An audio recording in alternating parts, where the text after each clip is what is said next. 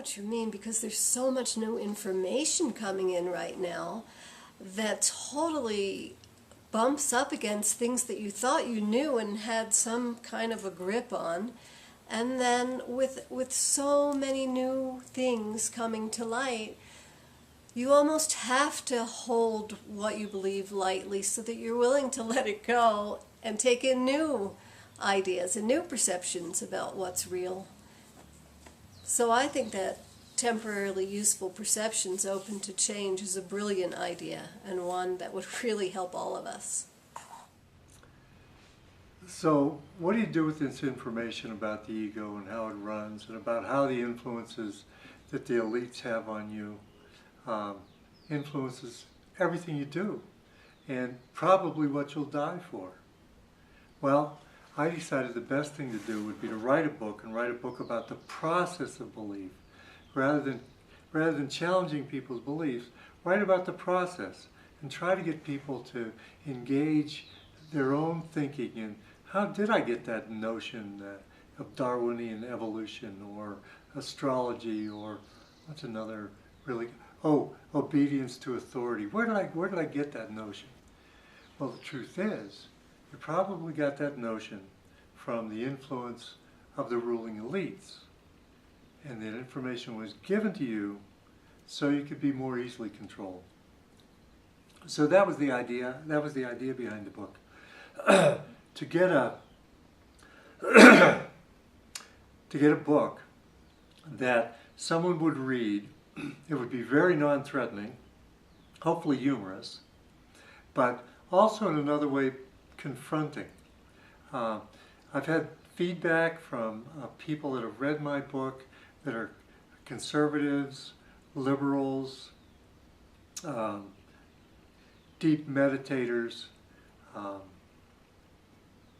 and they all say that it was fun read, but I know from what's in the book that although I was soft and real tender, there are a lot of notions in there that they might have not considered before, like the notion of a false flag, the notion of a ruling elite, how the Rockefeller family pretty much controlled what goes into your head over the last couple hundred years, and other things. The Bohemian Grove, I mentioned Bohemian Grove, and how the power elites go to the cremation of care ceremony, an ancient Babylonian ceremony designed to ensure continued wealth. It's ritual magic, so they get that in their brain too. But I think it's so soft that I think it kind of plants the seed that might do things in the future. So it sounds like it would be so great if you could get this book to the people that you love that don't understand your perspective, your point of view on life. They aren't awake to the grand conspiracy that's controlling everything, and you can't talk to them. They just, their beliefs won't allow them to consider anything you say seriously. So what a great tool, because it's so non-threatening, and it explains things in such a way that doesn't challenge what you believe. It just offers, I love the way you just offer examples from your own belief wardrobe for people to consider. This is really amazing. I mean, just think if your mother, your son, your coworker, your friends could read this book and begin to take a look at why they can't allow in any new information when there's just so much happening, so much people need to know. So what a great gift and tool this is. Well, thank you very much. I do think it could be an important tool in waking people up. It's available from my Blogspot. It's available from Amazon, and you can get it in Kindle. But also, if you write me on my Blogspot, and ask for a PDF copy, I'll send you a PDF copy. 'Cause nobody should not have this information, as far as I'm concerned. That's very nice of you to offer it.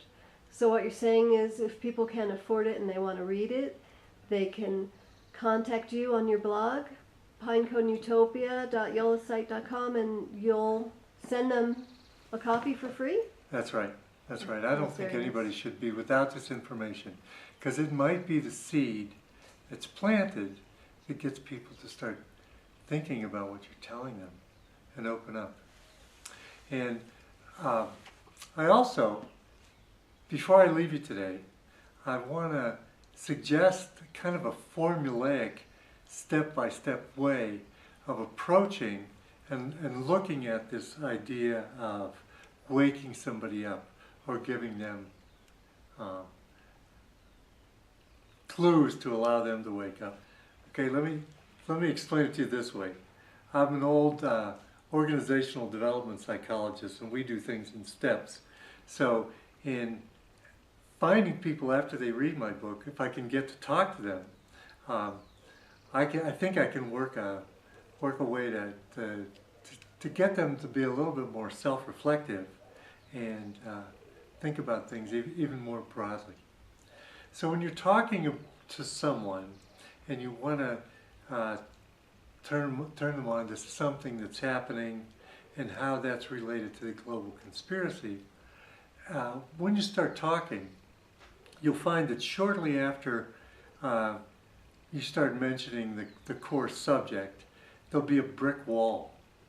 Now this brick wall won't allow you to go any further, because what's happened is you've hit the wall that this ego is guarding. Now, It's kind of like the edge of the box. it's the edge of the box.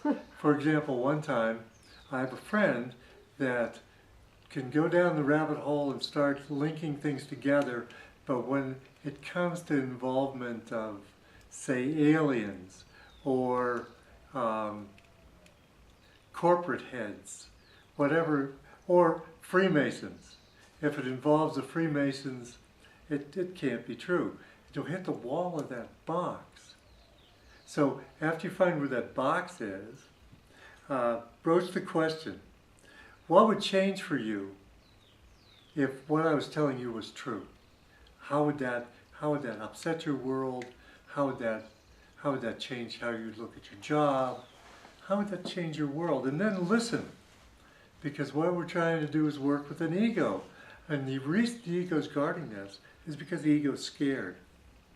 So if you listen and hear the ego out, and then you can elaborate and reassure the ego that, yeah, that's legitimate.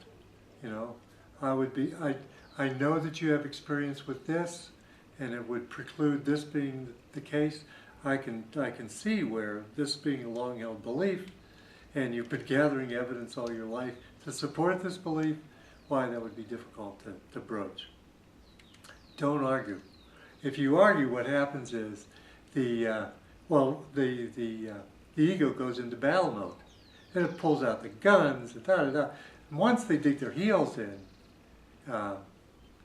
you're going to have a hard time with that subject anytime in the future.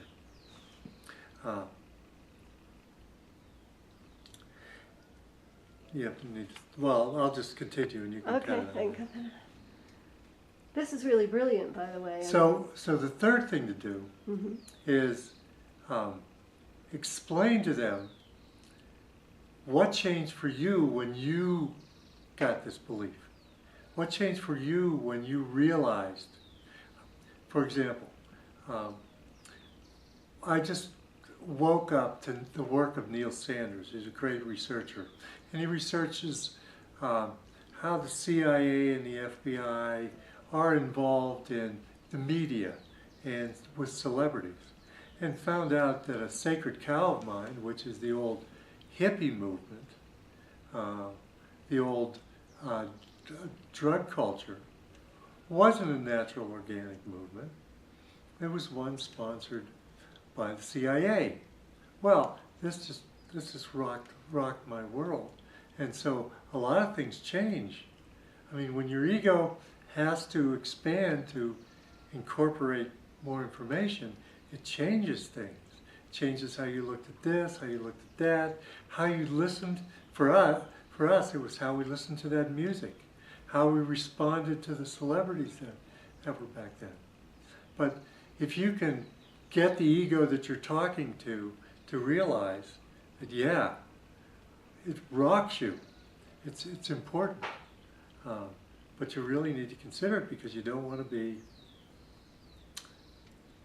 running in the wrong direction.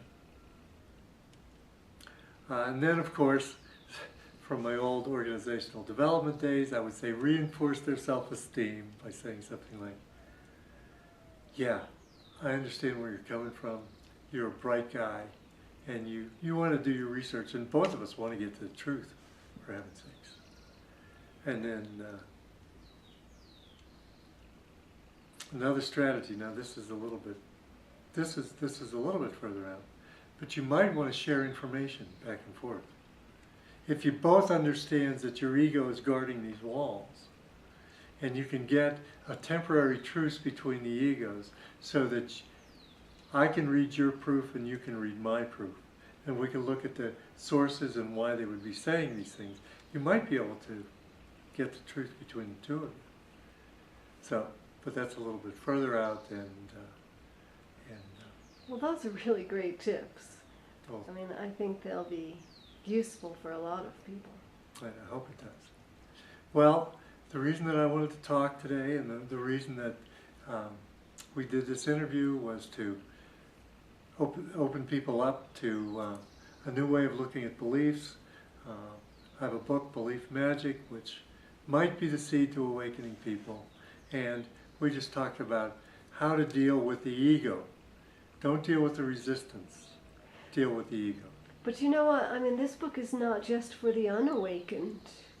It's equally as incredibly valuable for people who already consider themselves to be quite awake and aware of what's Right. going on, because it really gives a great look at things. I know myself, I never considered, like, where I got some of the ideas and beliefs that I've had all my life, and why they were given to me. Right. It's so amazing information. Who they serve. Who they serve. Who they serve. Yeah, that's an excellent thing to keep in mind. Right. Yeah. So what I'd like to do is, if you're awake and you read this book, try to figure out with me why we're awake. I mean, you'll be looking at the different components that caused us to wake up. Why were we so lucky or unlucky? And write me. You can find me on my blog spot. So thank you very much, Mindy. You're welcome. Thank you, Paul. It's been a pleasure to talk to you about your book today, and hope our listeners enjoyed it as well. Bye-bye. Bye-bye. Okay. Thank you so much, Paul, for doing this, having this discussion with me, and for our listeners about your new book, Belief Magic, Decoding the Belief Matrix.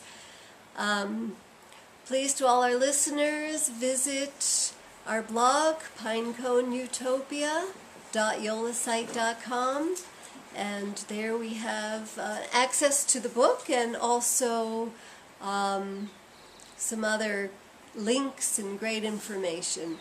Thanks for joining us on Transformation Chronicles.